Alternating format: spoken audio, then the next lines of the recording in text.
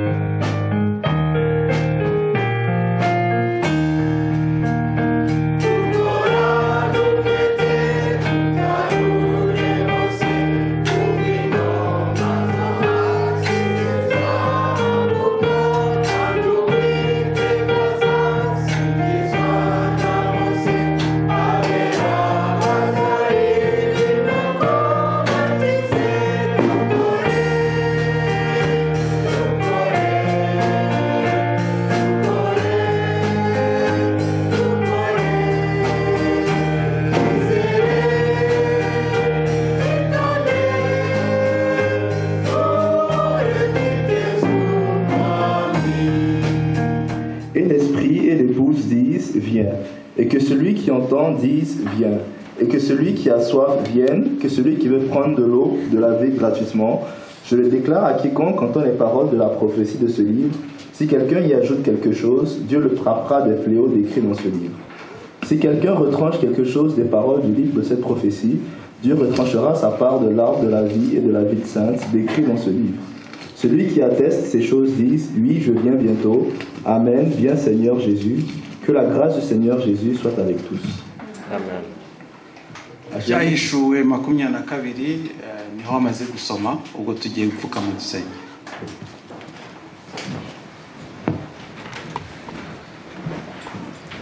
Prions. Notre Père qui est aux cieux, merci. Merci pour nous avoir gardés. Merci pour tes bienfaits. Merci pour ta bonté et tes bénédictions, Seigneur. Nous voulons te remercier, Seigneur, pour toute cette semaine que tu as passé à nous garder, à nous accorder la santé. Nous voulons te remercier de nous avoir guidés et accompagnés ici ce matin, Seigneur, pour te prier et t'adorer. Nous voulons te remercier aussi parce que tu es avec ceux qui ne sont pas là aujourd'hui, Seigneur. Nous savons que tu travailles dans leur cœur et que tu les aides. Nous voulons te remercier aussi pour ceux qui souffrent de la maladie, Seigneur, pour ceux qui gisent sous les débris. Continue d'être avec eux, de les garder, Seigneur, de leur accorder tes bénédictions. Nous voulons te remercier pour Madame Bazakaria, Seigneur, qui aujourd'hui va nous délivrer ta parole, qui va nous nourrir spirituellement, Seigneur. Nous voulons te remercier d'ouvrir les oreilles de nos cœurs. Nous voulons te remercier de nous permettre d'accepter ta parole, Seigneur, et d'agir au jour le jour auquel tu as volonté. C'est au nom et pour l'amour de Jésus-Christ que je t'ai prié. Amen.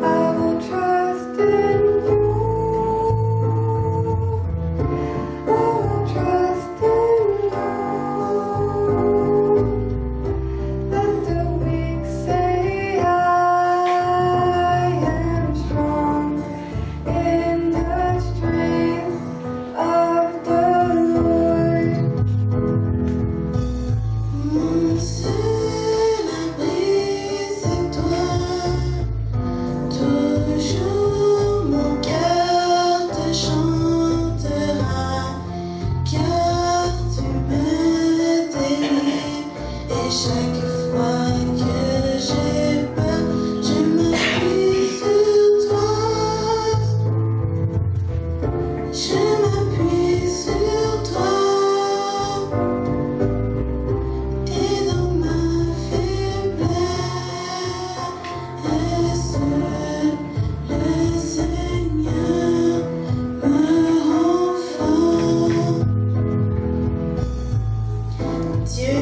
rocher où je trouve un abri, mon bouclier et la force qui me sauve. Ma haute retraite et mon refuge. Ô mon sauveur, tu me garantis de la violence. Ô combien est grande ta bonté, que tu tiens en réserve pour ceux qui te craignent, que tu témoignes à ceux qui cherchent en toi le refuge, à la vue des fils de l'homme. Tu les protèges sous l'abri de ta face, contre ceux qui les persécutent. Tu les protèges dans ta tente, contre les langues qui les attaquent.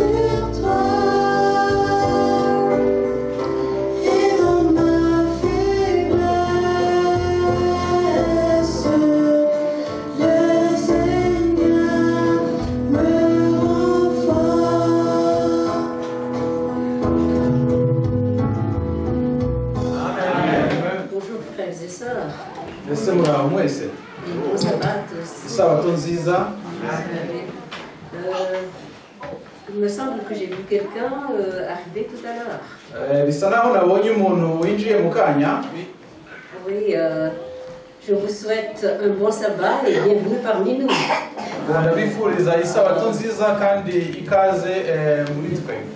Alors, que le Seigneur nous bénisse tous.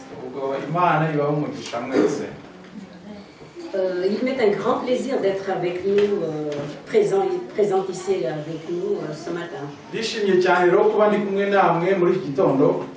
Que le Seigneur soit avec nous tous. Et tu ouvres nos cœurs et nos esprits pour recevoir sa parole. Et à la mettre en pratique dans notre vie.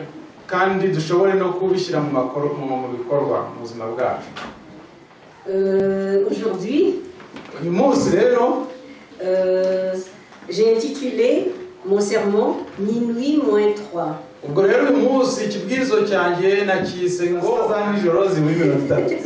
Cette expression-là ne vient pas de moi. C'est quelque chose que j'ai emprunté de mes lectures. Quelle est l'origine de cette expression minuit moins 3?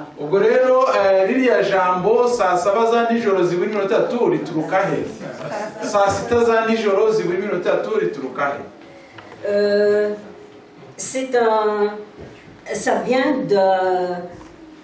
d'une étude faite par un groupe de scientifiques,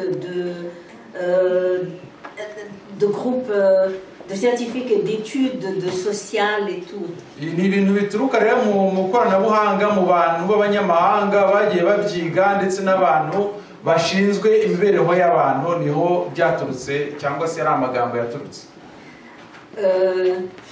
Il vient de quelque chose qu'ils appellent l'horloge de l'Apocalypse.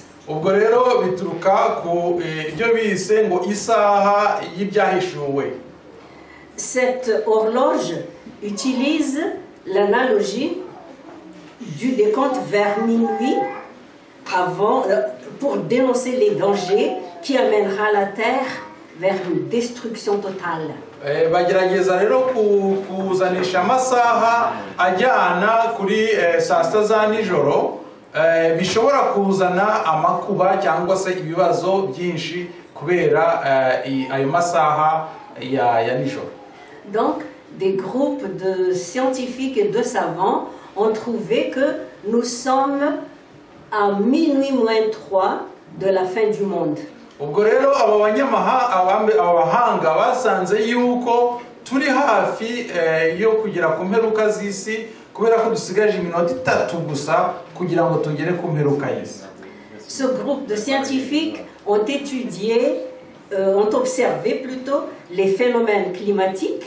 Abo bahanga bagiye bareba neza, abashakashatsi bagiye bahera ku bintu bibera ku bihe mubona ihindagurika ry'ibihe.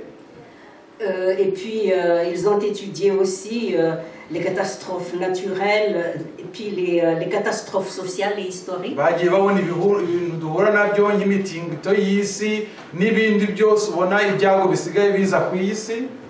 Et ils ont regardé toutes sortes de paramètres. Barebye rero ibintu byose bijyanye n'ibyo bintu byerekeranye n'ibibazo duhura nabyo n'imitingito. Et c'est à partir de ça qu'ils ont affirmé que la fin du monde est proche. Ubwo rero barasanze babona yuko rwose isi iri hafi gushira.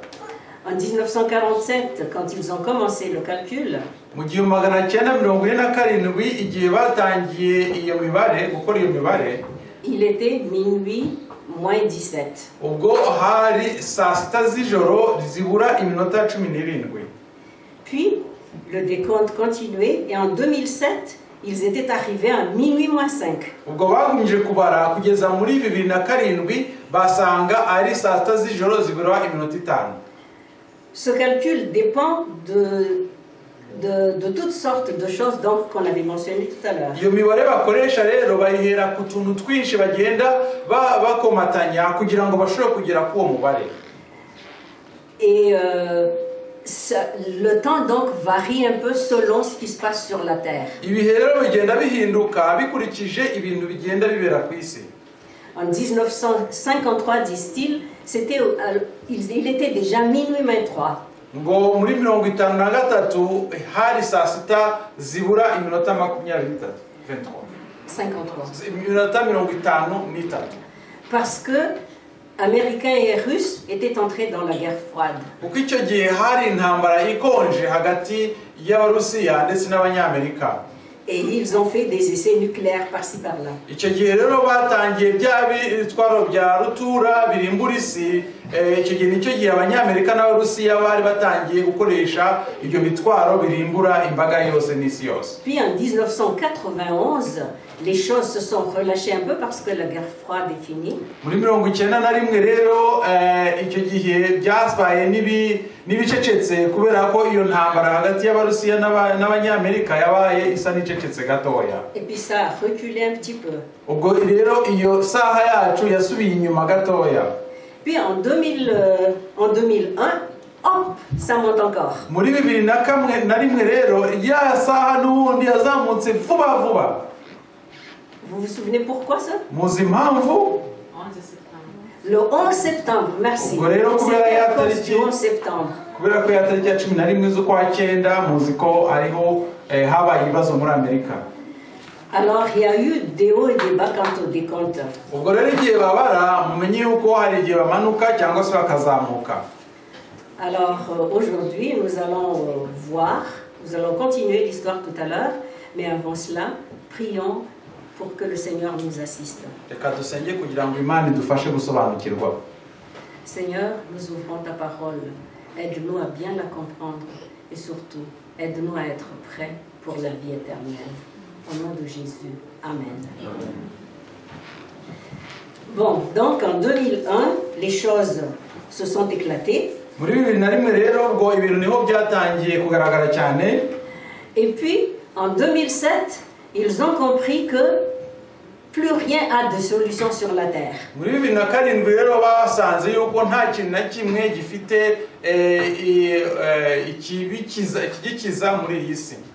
De tous les continents, il y avait des guerres. Mu migabane yose y'isi wasangaga harimo intambara.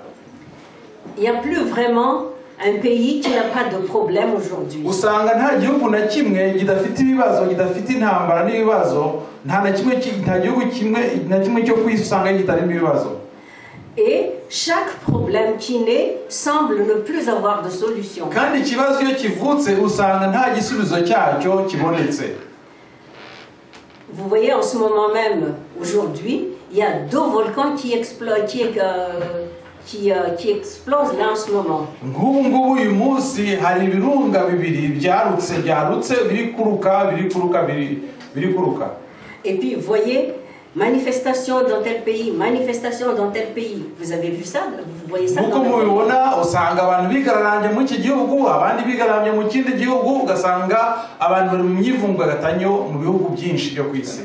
Pensez-vous trouver des solutions pour la guerre entre la Palestine et Israël? Mbese murumva yuko hari ibisubizo mushobora kubonera intambara hagati y'abanyapalestine n'abisirayeli?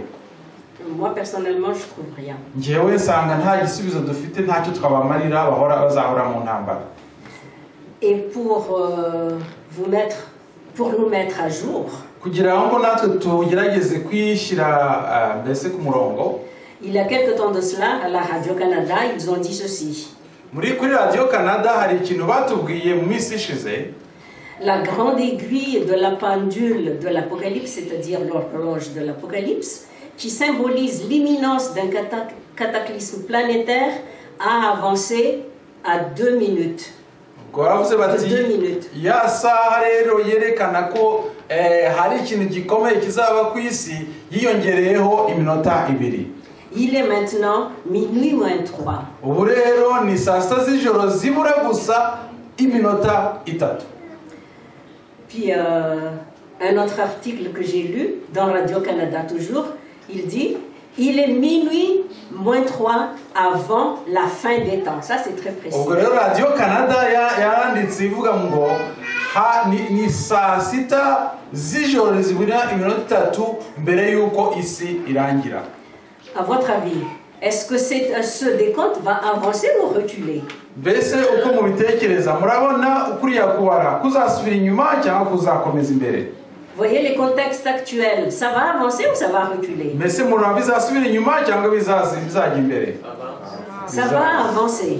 Et le 28 janvier 2018, ça c'est proche les amis. Tariki ya 28 z'ukwa mbere janvier 28 janvier 2018. 28 z'ukwa mbere muri 2018 l'horloge a été avancée d'1 minute. Ngo iriya saha yiyongereyeho umunota umwe. Et ce n'est plus minuit moins 3, je suis en retard d'1 minute. Ntabwo rero ari uko tubura iminota tugusa kugira ngo saa sita z'ijoro zigere. C'est devenu minuit moins 2. Ahubwo zibaye noneho saa sita zibura iminota 2. Principalement à cause de qui ou de quoi? Kubera iki rero bitewe n'iki yuko zibura iminota 2 gusa? Allez-y, à cause de qui ou de quoi? Kubera iki? La tension nucléaire à cause de Donald Trump et la Corée du Nord. Et voilà la bonne rero réponse. abantu babimenye ni ukubera ngo Donald Trump hanyuma na Korea du Nord bagenda bavuga ngo bafite igisasu kinini kurusha icyundi. Grâce à Donald Trump, l'horloge de la fin est avancée d'1 minute. Kubera ya mugabo witwa Donald Trump rero isi iri kugenda yihuta cyane iri kugenda isi iri kurangira vuba. Donald Trump contre Corée du Nord. Donald Trump rero ushaka kurwana n'uriya mugabo Kim Jong wo muri Korea y'Amajyaruguru. Contre la Syrie, contre l'Iran. Ushaka kurwana n'abanyasiriya, ushaka kurwana n'aba-Irani n'abanya-Irani. Contre les immigrants, contre tous les continents. Ushaka kurwana n'abimukira, ushaka kurwana n'abantu mu isi yose. Il est fort le bonhomme. Uriya mugabo rero arakaze cyane. Je dis que ces citations qu'on a vues tout à l'heure ne viennent pas d'adventistes. Ntabwo rero ibintu navuze biturutse mu badventiste. Ce sont juste des observateurs scientifiques. Abantu b'abanyabukoranabuhanga b'abahanga cyangwa se abascientifique abashakashatsi nibo babivuga. Ce sont juste des gens qui ont observé ce qui se passe dans la vie. Ni abantu bagerageza gutekereza bakareba ibintu biri kubera mu isi.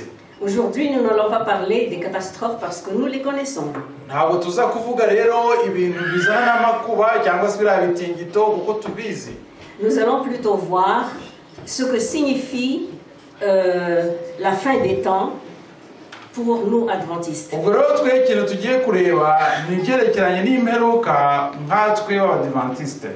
Avant d'entrer dans le sujet, je tiens à remercier le groupe Agapé de tout à l'heure.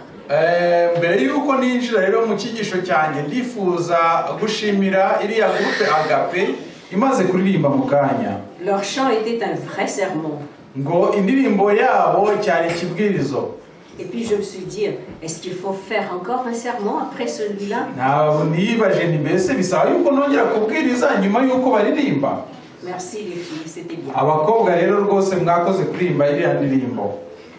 Voyons d'abord qu'est-ce que le monde appelle fin du monde ou apocalypse.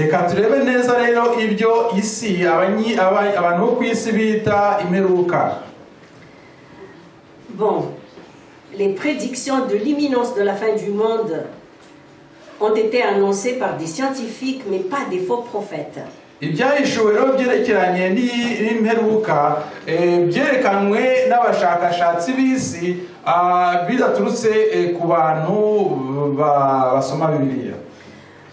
Toutefois, nous pouvons dire qu'il y a aussi des faux prophètes qui prêchent la fin du monde.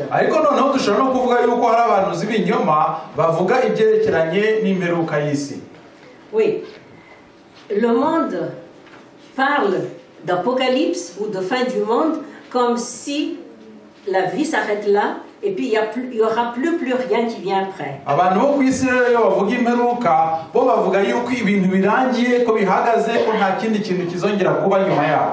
Ils prédisent qu'il y aura une fin catastrophique qui anéantira toute la planète.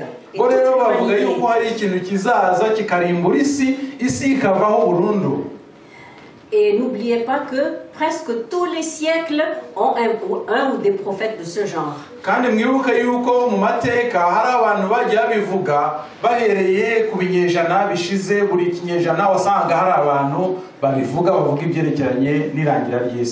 Nous avons tous entendu parler de Nostradamus.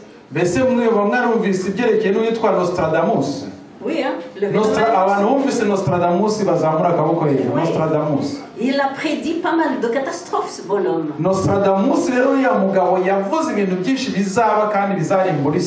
Et c'était supposé être la fin du monde. Est-ce que vous vous souvenez de décembre 2012?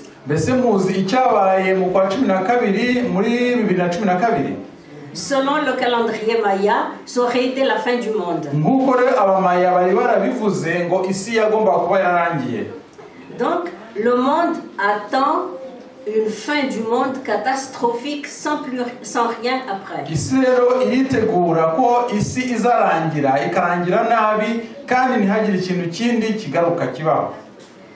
Moi, je dirais que ce sont des prophéties qui ignorent l'amour de Dieu.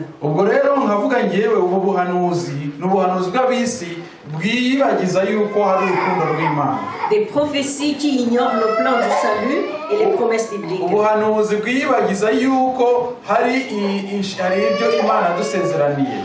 Mais qu'est-ce que la fin du monde ou qu'est-ce que l'Apocalypse pour nous, enfants de Dieu?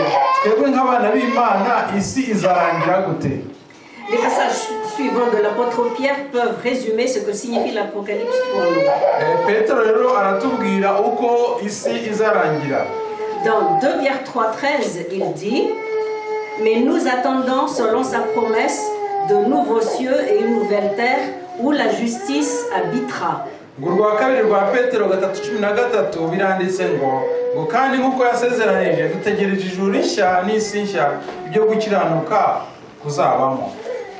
Nous attendons quelque chose de très bon. Il n'y a pas de mots pour le qualifier.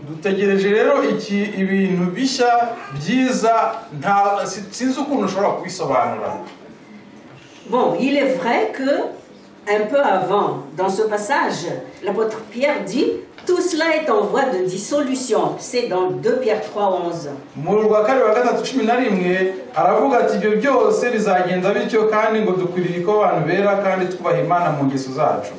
Oui, destruction, il y en aura. ngo ibyo bintu bizayenga, ibyo bintu niko bavuga ngo bizayenga.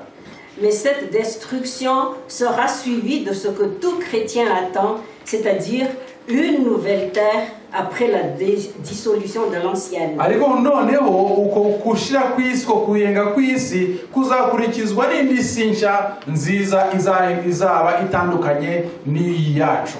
C'est ce que nous appelons l'espérance chrétienne. Nibyo twita rero cyangwa ukwizera, amizero y'abakristo. C'est-à-dire la vie éternelle. Aribyo bivuga ubuzima buhoraho bw'iteka ryose. Donc, l'Apocalypse a une signification différente. Notre sens de l'Apocalypse est différent de celui du monde. Ibyahishuwe rero urasanga bitandukanye n'ibyo abandi bantu cyangwa se bariya abascientifique bita irangira ry'isi. Notre apocalypse à nous sera suivi d'une espérance. Twebwe rero irangira ry'isi ryacu rizakurikirwaho n'amizero y'uko tuzagira isi nshya nziza. Même nous avons le livre d'Apocalypse. Dufite rero igitabo cy'ibyahishuwe. D'après vous, le livre d'Apocalypse est un livre de catastrophe ou un livre d'espérance? Bese uko mubona igitabo cy'ibyahishuwe cyaba ari igitabo kivuga ibyago gusa cyangwa cyaba gifite ibyiza kivuga? Faites le choix. Livre d'espérance ou livre de catastrophe? Bese ni espérance, ok. Igitabo cy'amizero. Oui. L'Apocalypse dit que Jésus va bientôt revenir. Il mettra fin à tous les malheurs que nous vivons actuellement.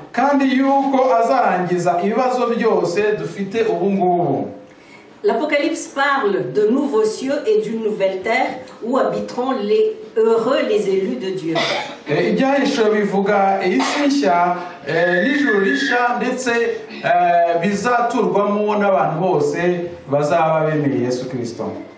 La fin du monde pour nous, c'est la fin des souffrances, la fin des maladies, la fin des pleurs et des larmes. Irangira ry'isi ryacu rero ry'isi rivuga kuri twebwe irangira ry'ibibazo dufite, ry'amarira turira n'ibibazo byose duhura nabyo bizaba birangiye. Ce sera la victoire sur la mort. Azaba ari insinzi ku rupfu. Amen. Amen. Azaba ari insinzi ku rupfu. Amen. Amen. Oui, lisons dans Apocalypse 21 verset 4. Reka dusome ibyahishuwe 21 umurongo wa 4. Apocalypse 21 verset 4. Ibyahishuwe 21 umurongo wa 4. Voici ce que la Bible nous dit. Nguko Bibiliya rero yanditse. Il essuiera toutes larmes de leurs yeux et la mort ne sera plus. Il n'y aura plus ni deuil, ni cri, ni douleur, car les premières choses ont disparu. Amen. Izahanagura amarira yose ku maso yabo kandi urupfu ntiruzabaho ukundi, kandi umuborogo cyangwa gutaka cyangwa kuribwa ntibizabaho ukundi, kurya mbere bizaba byashize. Ça donne envie d'y aller ou non? Mbese murifuza kujyayo? Oui. La fin du monde, pour nous, c'est le début d'une vie nouvelle avec notre Sauveur que nous verrons face à face. Irangira ry'isi kuri twebwe rero bizaba ritangiye umubano hagati yacu n'Imana iteka ryose tukaba tuzibanira nayo. Revenons toujours dans Apocalypse 21. Reka tugaruke muri mu byahishuwe 21 versets 3 et 5 que umurongo wa 3 n'uwa 5. Je ne le lis pas en entier mais je couperai. Ntabwo byose mbisoma ndagerageza gukata bimwe na bimwe. Il dit, il habitera avec eux et ils seront son peuple. Et Dieu lui-même sera avec eux.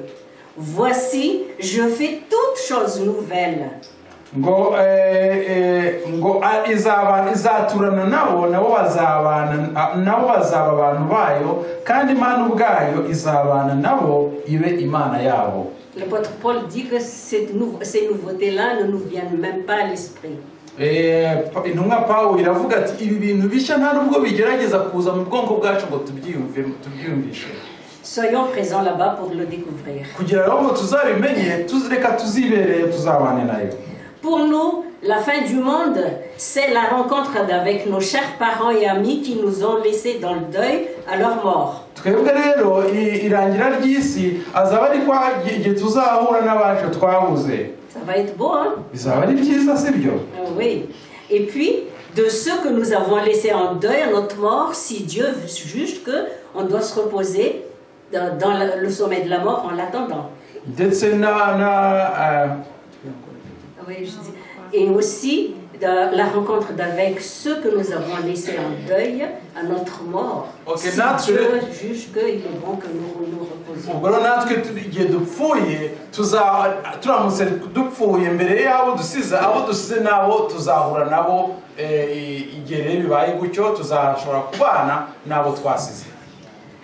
Lisons dans 1 Thessaloniciens 4, verset 16. Reka dusome mu rwambere rw'Abatesalonika mu gice cya 4 umurongo wa 16. 1 Thessaloniciens 4, verset 16. Urwambere rw'Abatesalonika igice cya 4 umurongo wa 16. Un passage que nous connaissons tous. Reka ni umurongo tuzi twese neza. Est-ce qu'on peut le lire ensemble Mbese dushobora dans les kubisomera langues hamwe? que vous voulez? Abafite Bibiliya mu rurimi mufite mu mwumva dushobora kubisomera hamwe urwambere rw'Abatesalonika umurongo wa 14 umurongo wa igice cya 4 umurongo wa 16. Allons-y. 1, 2, 3 ensemble. Car le Seigneur lui-même a un signal donné à la voix de l'archange et au son de la trompette de Dieu, descendra du ciel et les morts en Christ ressusciteront premièrement. Ensuite, nous les vivants qui serons restés, nous serons tous ensemble avec eux dans les nuées, à la rencontre du Seigneur dans les airs. Ainsi, nous serons toujours avec le Seigneur. Amen. C'est une belle promesse. Oh, ni amasezerano meza cyane. Et puis la fin du monde pour nous, les amis. Twebwe rero inshuti irangira ry'isi, Ce sera peut-être la rencontre avec nos enfants et nos amis qui aujourd'hui sont des brebis galeuses. oh hazaba ari kongera kwibanira n'abana bacu n'ababyeyi bacu bataye. Est-ce que vous connaissez des brebis galeuses parmi vos amis ou vos parentés? Mbese mwamuzi ko hari intama zazimiye mu miryango yacu abo mwamuzi? Moi, j'ai toute une liste. Njyewe mfite liste ndende cyane y'intama zazimiye mu muryango wacu. Par la grâce de Dieu, j'espère bien que je vais les rencontrer au retour de Jésus pour aller hériter la vie éternelle. Oh, Imana nibishaka nzahura nabo bantu kugira ngo mbane nabo akaramata. Dieu est tout puissant, il peut tout faire. Imana irakomeye cyane nta kinanira. Continuons à prier pour ces brebis galeuses Reka dukomeze gusabira ziriya ntama zazimiye mu miryango yacu. Certes, il y a plaie, malheur, catastrophe avant le retour de Jésus. Byaba bishoboka yuko hari ibintu byinshi by'ibibazo byinshi twahura nabyo n'ibyago bidasanzwe mbere yuko isi irangira. C'est l'ennemi qui les provoque pour nous distraire et nous éloigner de l'espérance Ibyo chrétienne. byose biterwa n'umwanzi kugira ngo aduhugenze noneho atubuze kubana n'Imana kubera yuko dushobora kubyanga kubera ibibazo dufite. Mais sachons bien, soyons sûrs que l'espérance d'aujourd'hui sera réalité très bientôt. Mumenye neza yuko uko kwizera kwacu uyu munsi igihe kizagera kukaboneka kukabaho. Une question de savoir là maintenant, combien loin de la fin sommes-nous selon la Bible? Ubwo rero ikibazo ngiye kubabaza, mbese turi kure gute mbere yuko isi irangira? Selon les scientifiques, nous sommes à minuit moins 3. Abanyascientifique cyangwa se abashakashatsi bo baravuga bati dusigaje iminota 3 mbere yuko isi irangira. Là-bas, c'est pas la fin du monde, c'est la fin du sermon. Hariya rero iriya saha iranyereka yuko ikibwirizo cyanjye kiri hafi kurangira nacyo. Il est 1h moins 20. Ko hasigaye iminota 20 nkarangiza. Bon, selon les prophéties du retour de Jésus, sur le retour de Jésus, eh bien, nous sommes aussi proches du but. Nguko ibyahanuwe rero bivuga nabyo muri Bibiliya turi rwose hafi yuko isi irangira. Dans Matthieu 24, Jésus a donné quelques-uns des signes précurseurs de son retour. Muri Matayo 24:14 Yesu yatubwiye ibimenyetso byerekana ukuza kwe, hafi yo kuza kwe. Nous sommes familiers à ces signes. Ibyo bimenyetso byinshi turabizi biragaragara. D'autres passages de la Bible ajoutent des listes à ce que Jésus donne dans Matthieu 24. Ndetse hari indi mirongo yo mu Bibiliya yuzuza ku byo Yesu yavuze. Et nous voyons que ces signes, plusieurs de ces signes sont accomplis. Ndetse turasanga yuko muri bimenyetso hari byinshi byagaragaye. Un prédicateur a dit une fois, umubwiriza igihe kimwe yaravuze, on ne peut pas dire que c'est le non-accomplissement des signes et des prophéties qui fait que Jésus ne soit pas encore retourné aujourd'hui. Ntabwo twavuga yuko icyabuje Yesu kuza ari uko ibimenyetso bitaragaragara, bitaraboneka. Il faut penser à d'autres raisons. Ahubwo hari ibintu byinshi bindi bishobora kuba bibuza Yesu kuza kugaruka. Car plusieurs de ces signes se sont accomplis. Kubera yuko ibimenyetso byose byahanuwe byaragaragaye, byarabonetse, byarasohoye. Et les tout derniers se déroulent sous nos yeux. Ndetse ikimenyetso cya nyuma turakibona rwose imbere yacu, mu maso yacu turakibona. Avez-vous l'impression de voir les prophéties s'accomplir sous vos yeux? Mbese hari ubwo mubona ubuhanuzi burangira busohorera imbere yanyu mubona? Oui. Nibyo. Eh bien, ce n'est pas le non-accomplissement des prophéties qui retarde un peu Jésus. Ntabwo Yesu abuzwa kuza nuko hari uko ibimenyetso bitagaragaye, ahubwo ibimenyetso byarabonetse, hari ikindi kintu kimubuza kuza. Et puis, ce même prédicateur a pris une prophétie dans Matthieu 24, le verset. Uriya muhanuzi rero hari ibyo yavuze muri Matayo 24. C'est le verset 14. Ni umurongo wa 14. Celui-là, cette prophétie-là, ce signe-là, nous le connaissons par cœur aussi. Icyo kimenyetso rero nacyo turakizi mu mutwe wacu. Alors disons-le. Reka tukivuge. Cette bonne nouvelle du royaume, qu'est-ce qui va se passer avec? Sera prêchée dans le monde entier. Pourquoi faire? Pour servir de témoignage. Puis, alors viendra la fin. Ngo kandi ubutumwa bwiza bw'ubwami buzigishwa mu isi yose, ngo bube ubuhamya bwo guhamiriza amahanga yose, nibwo imperuka izaherako ize. Cela signifie que lorsque l'évangile sera prêché sur toute la terre, Jésus va revenir. Ukuvuga rero ko ijambo cyangwa se ijambo ry'Imana rigomba kubwirizwa ku isi yose. Ubwo rero nimara kubwirizwa ku isi yose niho imperuka izaza.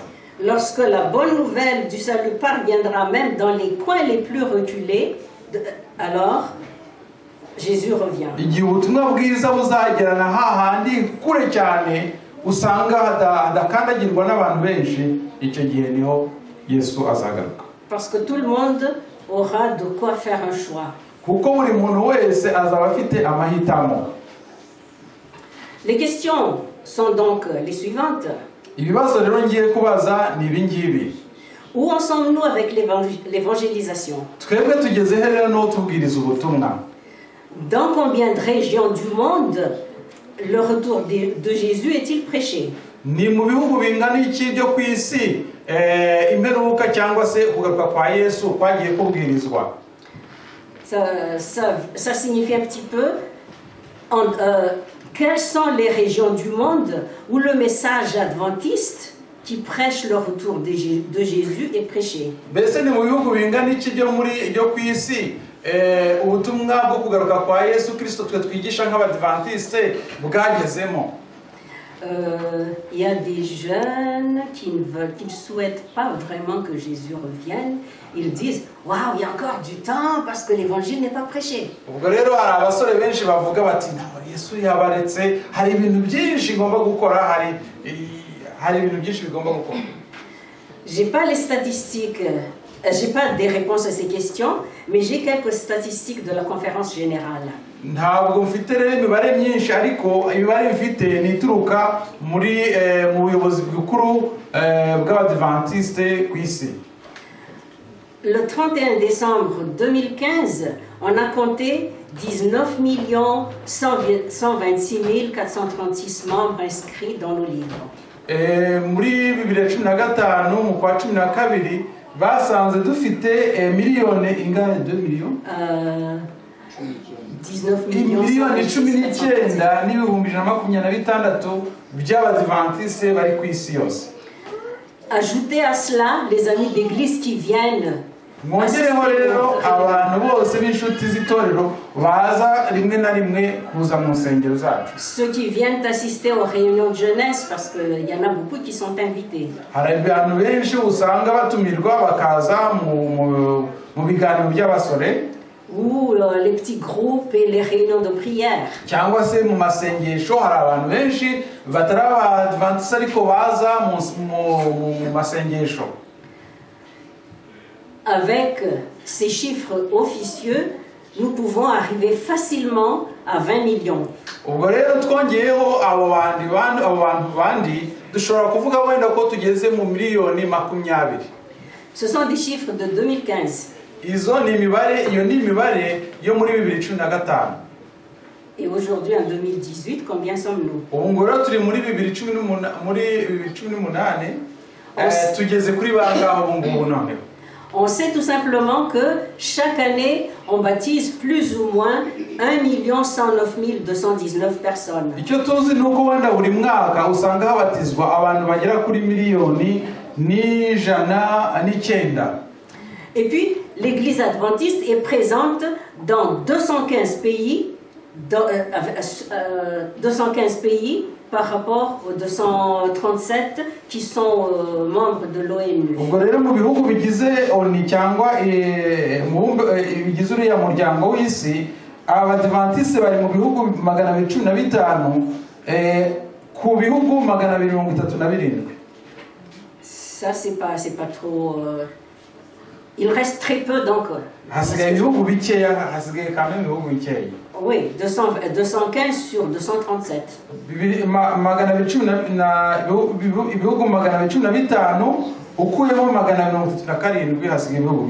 Et puis, le message adventiste est prêché dans 974 langues différentes, sans les petits dialectes.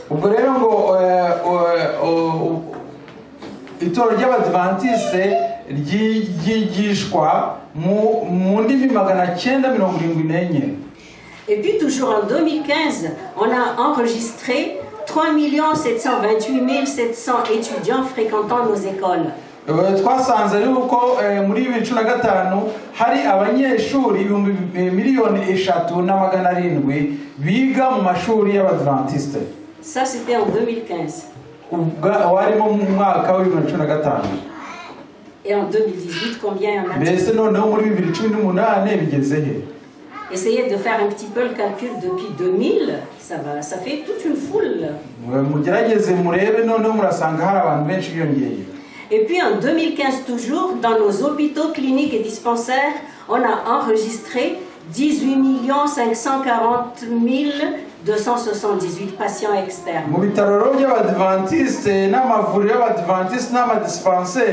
Twasanze yuko hari abarwayi 1,8,540 zinjiye zagiye zisura ibyo bitaro. Et puis à tout ceci, ajouter les contacts qu'on a eus grâce aux services communautaires,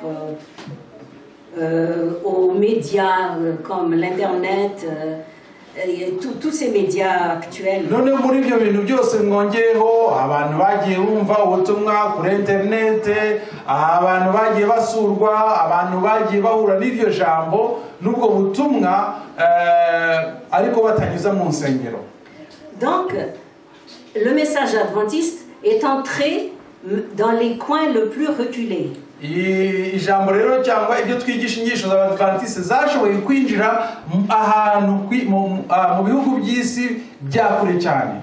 Je me rappelle, c'était il y a quelques années de cela, en 2002 je crois. Ndibuka rero muri 2012 hashize imyaka mikeya.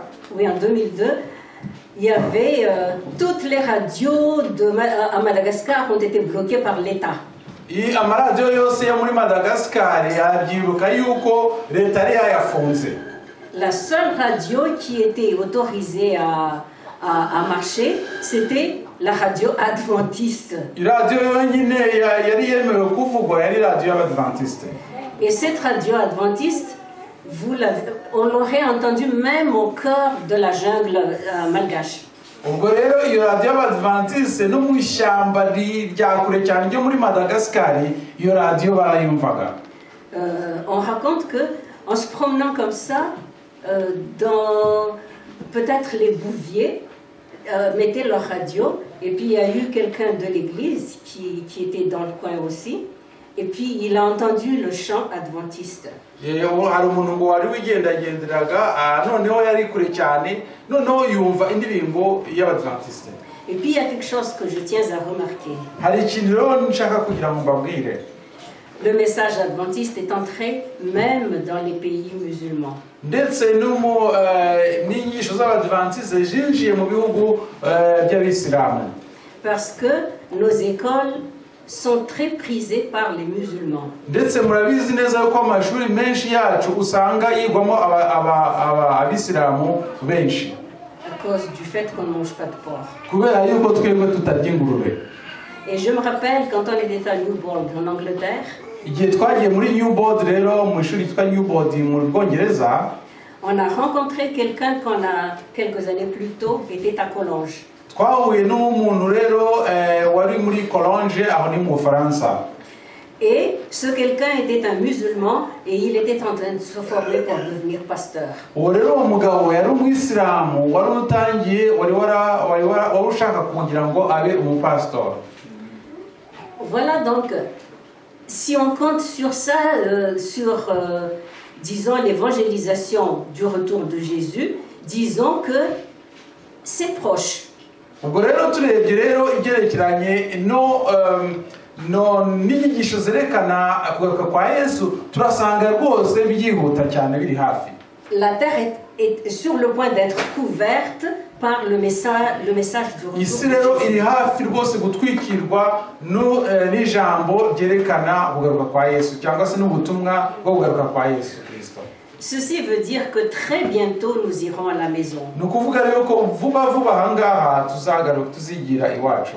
Nous n'avons même pas besoin de parler des catastrophes pour être convaincus que la fin est proche. ntabwo dukeneye kuvuga ibyago bikomeye bibaho kugira ngo twemeze abantu yuko isi iri hafi kurangira. Je dirais, il ne reste plus que quelques pays qui ne sont pas entrés par le message. hasigaye uduhugu dukeya tutarashobora kugezwaho ubutumwa bw'abadventiste.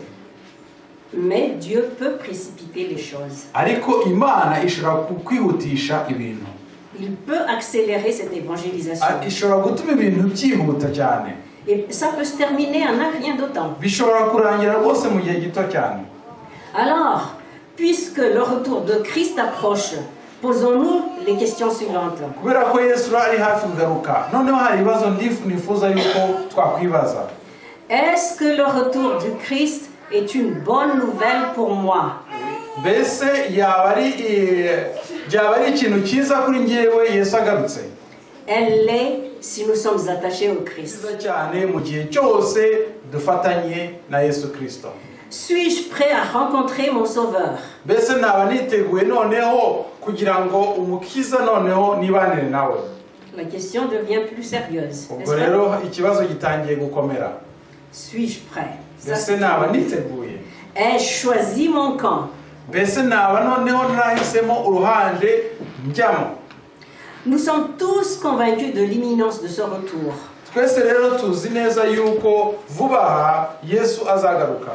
On nous l'a rappelé encore il n'y a pas longtemps avec les séries d'études qu'on a eues avec Frère Isaac. ndetse barabitwibukije mu gihe twigaga ibyerekeranye n'ibihe bya nyuma mu minsi ishize. Alors, soyons prêts. tugerageze rero kwitegura. Pour terminer, voici quelques questions que nous devons nous poser aussi. mbere y'uko ndangiza nifuza yuko twakwibaza ibibazo bikurikira. Comment je dois être en attendant ce retour de Jésus? mbese nakwifata nte mbere y'uko Yesu agaruka? qu'est-ce que je dois faire pour accueillir Jésus avec joie? mbese nakora iki kugira ngo nzashobore kwakira Yesu nishimye? Ce sont des sujets de sermons de 2 heures, 3 heures, tout ça. ubu ni ibintu rero dushobora kwiga tukamara amasaha abiri tubivuga. Dieu merci, la leçon de l'école du sabbat de ce trimestre traite ce thème de la fin du monde. Imana ishimwe yuwe kubera yuko ibyo turi kwiga mu ishuri ryo kwisabato mu iki gihembwe ruvuga ibyerekeranye n'irangira ry'isi Et la manière de nous y préparer. ndetse n'ukuntu twagomba kubyitegura. L'apôtre Pierre nous dit ceci. Intumwa Pawulo iratubwira ibi bikurikira. C'est dans Pierre 2 Pierre 3. Ni urwa kabiri rwa Petero igice cya gatatu umurongo wa 9. 2 Pierre, chapitre 3, verset 9. Igice cya gatatu umurongo wa 9. Voici la promesse du Seigneur. Twumve rero ibyo Imana yadusezeraniye. Le Seigneur ne tarde pas dans l'accomplissement de la promesse, Umwami Imana ntabwo itinza isezerano ryayo, comme quelques-uns le croient, nk'uko bamwe batekereza yuko iritinza, mais il use de patience envers nous, ahubwo itwihanganira, ne voulant pas qu'aucun périsse, mais voulant que tous arrivent à la repentance. idashaka ko hagira n'umwe urimbuka, ahubwo ishaka ko bose bihana. Amen. Le secret se trouve dans la repentance. Ubwo rero ibanga ryibereye hariya mu kwihana. Parce que ceux qui vont hériter la vie éternelle, ce sont des gens dont les péchés sont pardonnés. Kuko abantu bazashobora kugira mu bwami bw'ijuru ni babandi ibyaha byabo bizababarirwa. Si nous nous repentons, nous serons prêts. Mu gihe cyose rero tuzihana, icyo gihe tuzaba twiteguye. Et nous pourrons dire, Gutwara. comme ce qui est écrit dans notre texte qu'on a lu tout à l'heure, Ubwo rero dushobora kuvuga nk'ibyavuzwe mu byasomwe mu kanya, dans Apocalypse 22, verset 20, mu byahishuwe 22 umurongo wa 20. Celui qui atteste ces choses dit, oui, je viens bientôt, en parlant de Jésus. Uhamya ibyo aravuga ati ye ndaza vuba. Jésus dit qu'il vient bientôt. Yesu aravuga ati ndaje vuba. Accentuez le bientôt. Mugerageze kumva neza vuba. La réponse c'est que, Amen, viens Seigneur Jésus, que la grâce du Seigneur soit avec nous tous. Ubwo rero igisubizo ni ukuvuga ngo amen, ngwino mwami Yesu, ubuntu bw'umwami Yesu bane namwe mwese. Voilà notre réponse. Ubwo rero nibyo twagombye gusubiza amen. Prions. Ukadusenge. Seigneur, merci parce que tu nous donnes ce message et ces promesses. Aide-nous, Seigneur, à être prêts pour ton retour. Au nom de Jésus. Amen. Amen.